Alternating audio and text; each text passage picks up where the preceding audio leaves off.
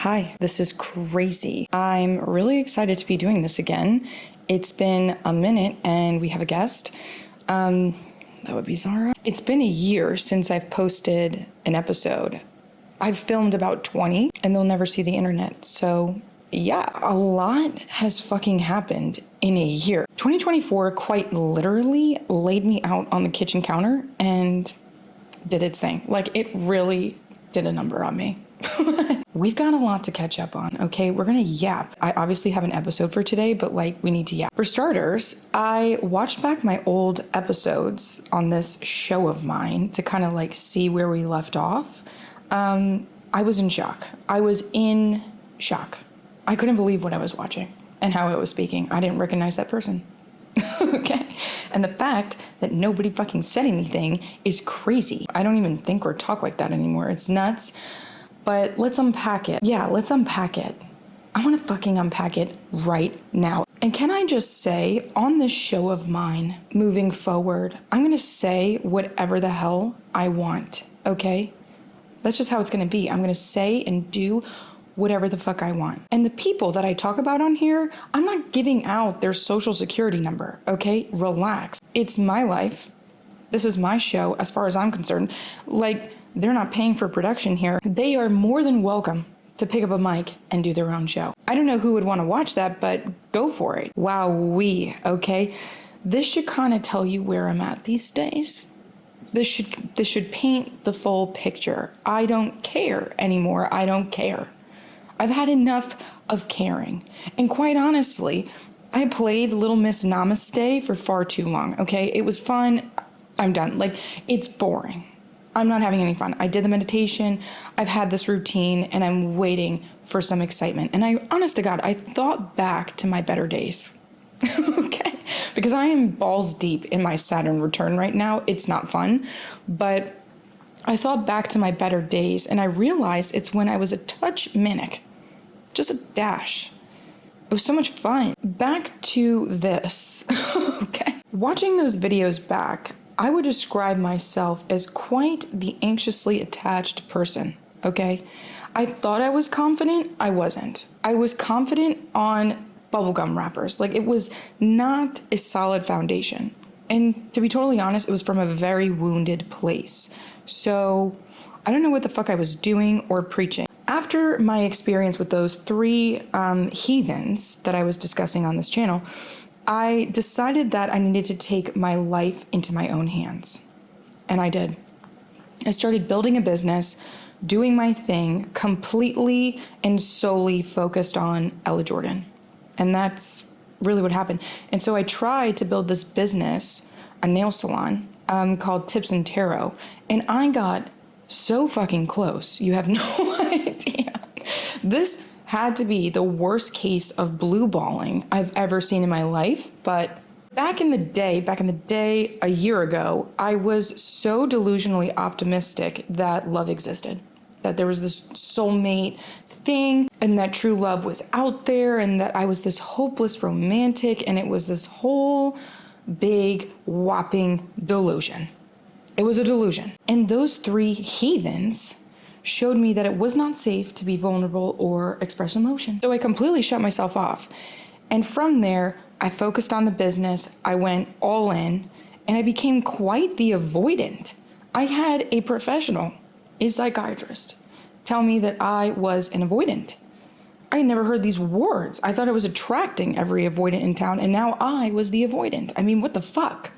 Talk about a plot twist, you know what I mean? But it was from these experiences that I was like, okay, this is totally not safe. Love is scary. Shut it off. You're not allowed to like guys. Bad things happen when you like guys. It's bad, right? And I went on a really long break from dating altogether. I wouldn't even text a guy. When I was in this energy, I attracted a man I haven't come across in a very long time. These guys were quite codependent, okay? And it was almost like they wanted to pull, they could smell it, that I didn't need them. And it just made them want to throw me off track more. It was nuts, okay? And when those situations with those guys would fall through, I didn't really feel anything. Nothing at all, okay?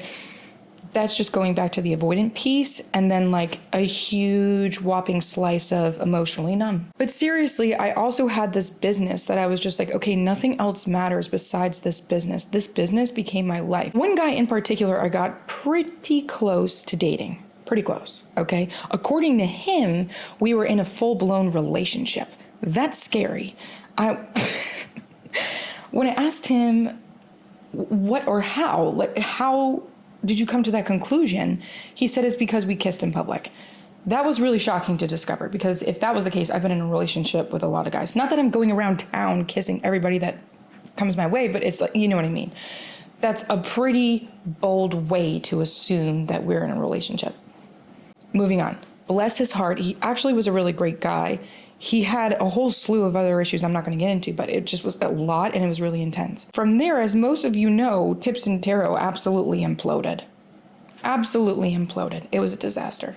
I'm still paying it off, but it's not over yet. It's just a redirection. There's never rejection, it's redirection, okay? And after kind of realizing, working with a therapist, that I became emotionally avoidant, I was like, okay, neither side of this spectrum, the anxiously attached, the emotionally avoidant, is working out for me. Neither. As long as I'm my number one priority, I'm taking care of myself and I feel good, that's all that fucking matters, okay? I will say though, the one thing I haven't really come around on is expressing how I feel about a guy. I thought about this last night. Now I'm kind of skipping around, but I will say this. I thought about this last night. It kind of scares me when I have like a crush, I would say. And it takes a lot for me to have a crush these days, but I find myself just not saying anything at all. I just honestly rather not find out what's on the other side. It hurt me to have this epiphany because I used to be somebody who believed wholeheartedly in taking a risk and being this free-spirited, careless type of gal. But if there's anything I had learned consistently, 100% of the time, XYZ happened. And I realized that that's a very deep-rooted subconscious thought now that I'm working to, fix here, rewrite. But that's a tough one because I am very factual. It's probably like my Virgo fucking moon. I don't even know. Like, it's just I'm very factual. And so based on facts, I've seen XYZ. I've seen that when I open up, it just is a disaster. Most recently, I'd say within the last 6 months, I've come across some really interesting situations. Interesting situations. I kind of like put the dating apps to the side. I made a video about it on TikTok, whenever the fuck that was. I put them to the side because I just was like, this is such a strange way of meeting somebody and I want no part in it. And I was chit-chatting with my friend and we decided that we were going to go out on a Sunday because apparently Sundays is when the boys are out and we're going to meet our husbands then. And so we did exactly that. I sent her a voice note saying, today's the day we're going to meet our husbands. It's like a football Sunday, whatever. Now, before I tell the rest of the story, this man is obviously not my husband, but it's a very interesting story. So I walk in this bar and I see this guy, like, wow, easily the best looking guy I've ever seen in my life, ever, okay? That's a bold statement, and I just said it, like, easily. Super, super tall, jacked out of his mind, to a T, my type. If I had to draw it, it'd be him. But every girl in the bar was literally throwing themselves at him. I've never in my life seen something like this. It was pretty extreme, but they were doing it, and they were throwing themselves at him. But my friend turned to me and she was like, Ella, it's not gonna happen. Like, he's talking to a million girls. And I was like, just wait. Lo and behold, he comes my way. Patience. Great things take time, people. And so we hit it off. We hit it off really, really well. It was amazing. We hung out a lot. We had a great time. He was a great guy, really, really different. I was really excited about him over the fact that I met him in real life. I should also now mention that he is younger than me. Whoa, I know, I've never done that in my life. That's craziness. I've always gone for like 10 to 20 years older than me. So I figured, you know what, I'll give it a try. Actually, the moment I found out his age, I was like, absolutely not. And countless people told me, you're being mean, give the guy a chance. He's a really nice guy. I mean, all of my friends met this guy, all of them. And they all said the same thing, like, no, Ella, he's a great guy. Don't fuck this up. I really didn't fuck it up, is the thing. I really showed up for this guy and not much in return. And ladies and gents, they always come back. Every single time they come back. I'm sure I'll hear from him at some point in 2025, but I'm not waiting around. So moving on to my point about they always come back. They really fucking do, okay? From the depths of the earth, the man rose from the dead, okay? Brooklyn's fucking back in the picture. I believe you me. But of all people, I did not expect Brooklyn to come back around and come back around this strong, okay? Really fucking intense stuff here. I don't even know how to describe the situation. The thing is, he's not fooling me. I have this line, okay? It's a very, very fine line. And people who know me know that once you cross that line, there's really no coming back. I might entertain it for shits and giggles, but like, there's really no coming back from it. And unfortunately, Brooklyn at one point had crossed that line. He did. He knows he can't pull his shit on me. And if anything, it makes the guy want me 10 times more. I can't explain it. It's not gonna work on me now. Like, it can't. Do you understand that, like, ice, here, ice, it doesn't, hello? And I will say with Brooklyn, he is by far the funniest guy I've ever met in my life. I said it once, I said it a year ago, I'll say it again. It's a shame. Like, when I'm around him, I have the best time. It's so much fun. We will be on the floor laughing until our abs hurt. I've yet to really feel anything kind of close to that type of connection with really anybody. And going back to my first rant about how I just won't express my emotions anymore to anyone, given everything that's happened, this is a very unfortunate example of it. We keep it quiet. That's how we move now. That's how we move in silence. As you can see, like, this is why I said a year ago things were just way different.